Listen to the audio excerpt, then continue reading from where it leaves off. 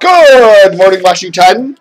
News time 8:01. First traffic every 10 minutes on the ones. Here's Bill Fonte in the Tedford Ford Traffic Center. Well, we are keeping a close eye on the roadways. Most of the major roads are looking good at this time, but there's a lot of secondary roads, especially where there's power outages. The traffic signals aren't working. That's the area you really have to watch out for. We may be perfectly fine in one intersection, and the next it is not. So just use some caution. Plan on some extra time and take your time as you drive where you're going, and you should get there. All the major interstates looking good. The inner and outer loop around the Capitol Beltway, no problems or delays. The 270 run 95 BW Parkway looking good all the way up to the state line. If you're heading northbound, if you're headed southbound on 95 from the Capitol, no real problems or delays through Dumfries. Pretty much all the way to Richmond, everything's traveling at speed for right now, so that's good news. On the beach run, no real problems or delays either direction on the Bay Bridge. Everything looks pretty good on the Eastern Shore with no reported problems on any of the major roadways. If you see something on the roads and want everybody to know, call the Michael and Son Cooling Traffic Tip Line at 888-99. Okay, folks, look at that. Your next traffic at 811 on all news. It's flipping around. 94, this flips back between 94.7 WIAD, 94.7 WIAD. Bang, bang, bang, bang. Something's goofy with this. Their HD carrier there on 94.7. Look at how the RBDS comes up, then the HD comes up, and then it flips over. Oh my God, what happened there? Oh. Okay, well, anyhow, how you doing, everybody? What am I doing here? Oh my goodness, my HD radio is gone insane. Wait a second. Okay, so let's see now. Let's see if we flip it. Oh, there we go. Up, there we go. Up. Anyhow, the rehearsal didn't go so well this morning, did it? Oh, my cords are all ripped up behind the cable. Oh, dear. Oh, no. I'm falling over. Derecho. Oh, my. I'm sorry, but okay, let's start day two. The official start is now, okay? That was the pre-show. The pre-show there, the 2-minute pre-show. Let's turn this off because I can't talk with it on. Hi, everybody. Welcome to Dave TV for this Sunday, the 1st of July, 2012. How y'all doing, everybody? The big news today is WNEW, the all-newser that CBS started here in Washington back in January on 99.1 FM. Last night or yesterday sometime, they also are transmitting the signal now on 94.7, the former, temporarily anyway, home of Fresh FM, 94.7 Fresh FM, WIAD. So now you can hear WNEW on both 99.1 and 94.7. And I think the reason they did this was because, of course, those big storms that came through late Friday knocked the power out for millions of people in the Washington-Baltimore area. And a lot of people are listening to their radios on, using cheap little portable radios. And some of those cheap little portable radios can't probably pick in 99.1 so well, from Anne Arundel County. So they're relaying the signal on 94.7 FM, which is in Bethesda, the transmitter. So it puts out a great signal into Montgomery and D.C. and Fairfax and Arlington and Northern Virginia and stuff like that. So that's what's happening, okay? And so, there. What to make of that? Honestly, if I were CBS, if I were Steve Swenson, I'd just say, hey, WNEW at 94.7, Fresh FM at 99.1. I'll repeat that. Keep WNEW at 94.7, move Fresh FM over to 99.1 for the time being. See how it goes. Okay? What that would do? Well, it might make Mix 107.3 say, hey, if that's Cumulus. If 94.7 Fresh FM is over on 91, that means their signal probably isn't as great into Northern Virginia. So maybe we should, kick ass on our, maybe euthanize Jack Diamond. I mean, euthanize with a U. Y-O-U-T-H, euthanize Jack Diamond and hire back Tommy. I don't know. Anyhow. So anyhow, interesting development there. And I really do think that if CBS is serious about WNEW, and I think they are, and WNEW's potential to be a huge revenue producer if it can really slam WTOP and get in there and, get some of TOP's huge ad revenue.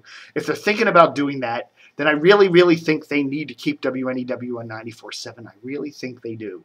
You know, I don't know. You know, you could do a frequency shuffle. You know, you could put WNEW on 94.7. You could take PGC. I've always said this. Take PGC from 95.5 over to 99.1 because 99.1 has a great signal in, you know, PG County and down into southern Maryland. So, you know, that's a good chunk of where PGC's listeners are. And then it would even get that kind of urban contemporary rap format up into Baltimore. Because 99.1 is a Baltimore signal, and it's a Baltimore market signal, actually. And CBS doesn't have an urban contemporary rap station in Baltimore. So it wouldn't cannibalize any of CBS Baltimore signals.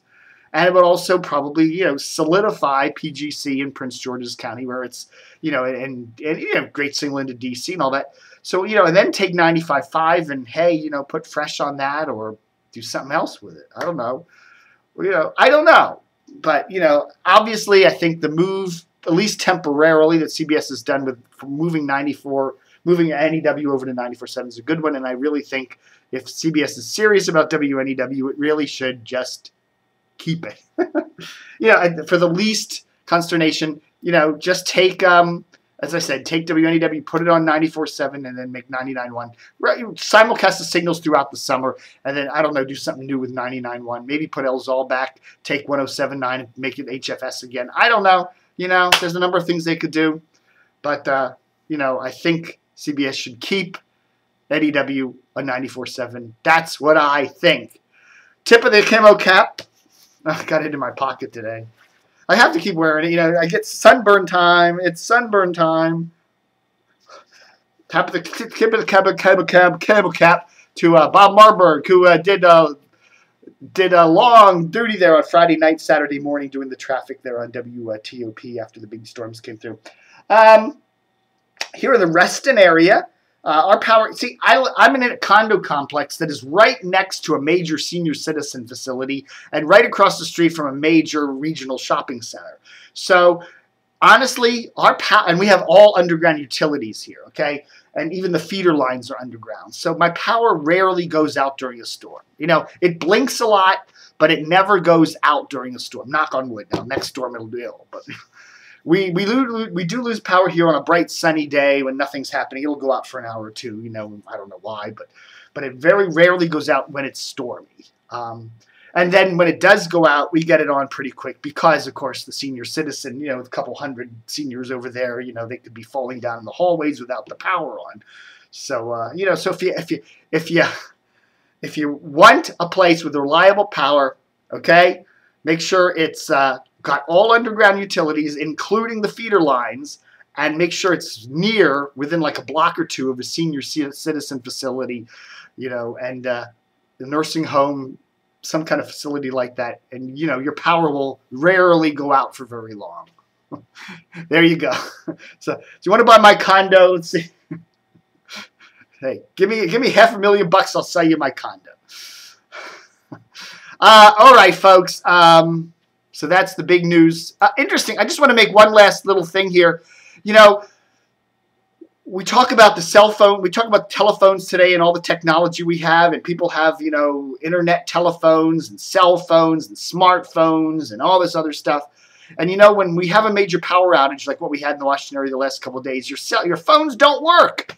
You know, I mean, I was using my landline and my cell phone yesterday, and I couldn't reach people. I was getting the fast busy. I was getting error messages like, this number cannot be completed as dial. Please try again later. Stuff like that. I was getting, you know, I couldn't call local people down the street who I knew their phones were working.